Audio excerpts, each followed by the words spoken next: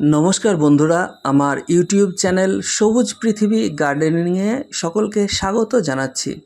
बंधुरा आगेर भिडियोते आमी देखिएछिलाम जे आमार बागाने किछु सदस्य नतून करे एसेছে বা আমি যাদেরকে নিয়ে এসেছি আমন্ত্রণ জানিয়েছি, তো তাদেরই এক সদস্যের ভিতরে আজকে যেটা দেখতে পাচ্ছ সেটা হচ্ছে 12 মেশি কাঁঠাল গাছ। এই গাছটিকে আমি প্রতিস্থাপন করব, তো কিভাবে প্রতিস্থাপন করছি সেটা আমি একটু ভিডিও করে দেখাচ্ছি। যাই হোক বন্ধুরা, দেখতে পাচ্ছ যে মাটিতে একটু সাদা সাদা কেমন কি পড়ে আছে। তো এই মাটিতে সাদা সাদা যেগুলো পড়ে আছে সেগুলো আর কিছুই নয়, এগুলো হলো ব্লিচিং পাউডার। তো এখন তোমাদের মনে প্রশ্ন জাগতে পারে যে ব্লিচিং পাউডার কেন ছিটিয়ে রেখেছি।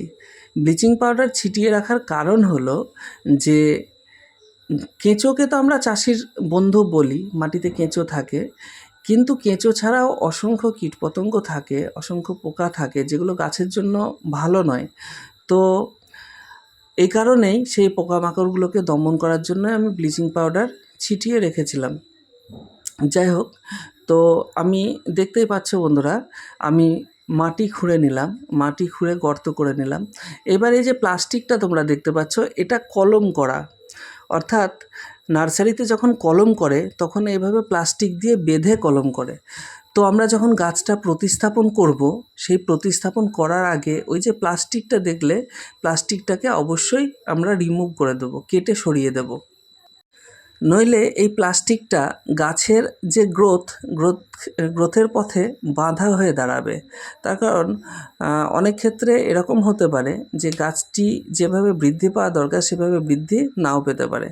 তো বন্ধুরা, দেখতেই পাচ্ছ যে আমি মাটি খুঁড়ে গর্ত করে নিয়েছি এবং গর্তটা অনেকটা বড়ই করেছি।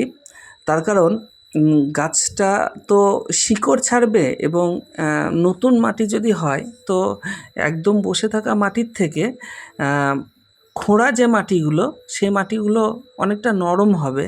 তো গাছের নতুন শিকড় ছাড়তে অনেকটা সুবিধা হবে। এবং তার সাথে আমি দেখতে পাচ্ছ যে একটি বস্তার ভিতরে গাছটি ছিল, সেই বস্তা থেকেও গাছটিকে মুক্ত করেছি। তার কারণে বস্তাসহ গাছ বসিয়ে দেওয়া যাবে না। প্লাস্টিকের একটা প্যাকেট ছিল, প্যাকেট সহ গাছ বসিয়ে দিলে গাছের গ্রোথ হবে না, শিকড় ছাড়তে অসুবিধা হবে। তো তোমরা দেখো যে আমি মোটামুটি গর্তটা খুঁড়ে নিয়েছি, খুঁড়ে নিয়ে এবারে আমি গাছটিকে প্রতিস্থাপন করলাম। তো দেখতেই পাচ্ছ যে গাছের যে মাটি তার চারপাশে অনেকটা জায়গা কিন্তু এখনও ফাঁকা রয়েছে, ফাঁকা করেছি। এর থেকে আরও বেশি যদি করা যায় তাহলে বোধহয় আরও একটু ভালো হতো।